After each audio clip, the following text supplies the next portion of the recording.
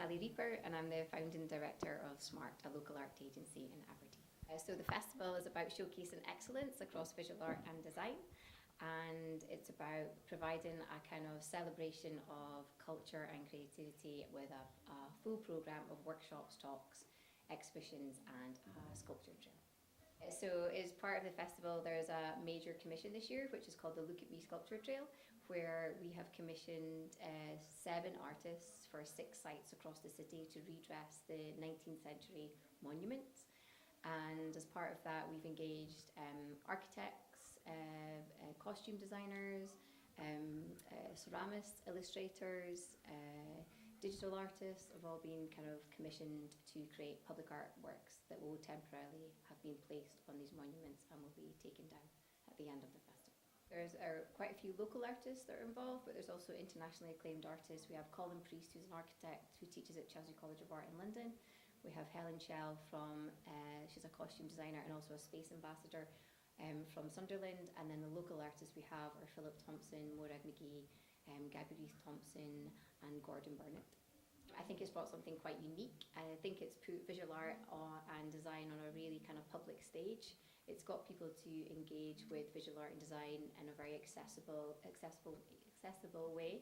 And because it's kind of been put out there right in front of their faces, so in some ways they have to engage with it in some form. And I think it's just great that we've provided a platform in which we can allow these artists to perform to the best of their ability. I think it's there to kind of provoke sometimes or evoke an emotion, and I think love and hate is an equal emotion. So I think through doing something on this scale and like this type of project, we've definitely got people debating and talking about visual art, but also talking about their cultural heritage and why it's important to them, and also these historical figures, I guess in some ways have become like wallpaper to the residents. So by inviting people to become tourists in their own city, we've got them to kind of debate and talk and interact. I think we've had some really incredible responses, you know, like people commenting that this is the kind of things they would normally see in other cities. It's not something that normally happens here.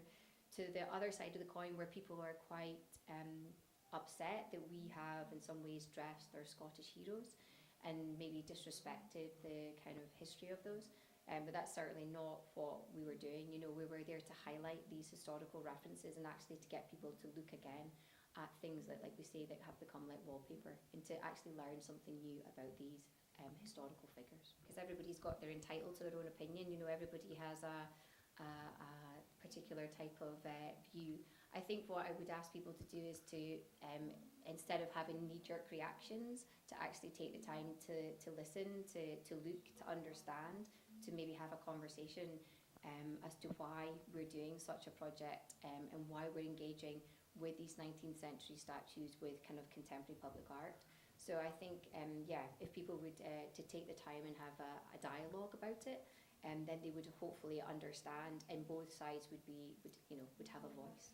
I think equally everything is kind of fulfilling the aims and objectives of the festival, and I think highlights are just seeing how the public are interacting with visual art and design, and I think each artist or project or exhibition talk or workshop has done that. You know, they've made engagement in a really interesting way, and I guess they've fulfilled the aim of the festival for doing so. So I can't really say I'm just delighted that people are really engaging with visual art and design in a really exciting way, and I think we're doing that across all of the programme.